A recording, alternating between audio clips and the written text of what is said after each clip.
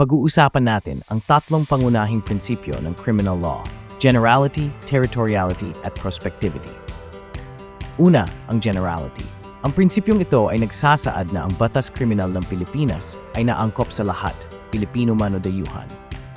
Halimbawa, kung ang isang dayuhan ay gumawa ng krimen sa Pilipinas, maaari siyang kasahan at parusahan. Ikalawa, ang territoriality. Ang batas kriminal ng Pilipinas ay pinatutupad lamang sa loob ng teritoryo ng bansa. Kapag ang krimen ay naganap sa Pilipinas, sakop ito ng ating mga batas at jurisdiksyon. Ikatlo, ang prospectivity. Ang prinsipyong ito ay nangangahulugan na ang isang batas kriminal ay may bisa lamang mula sa petsa ng pagpapatupad nito.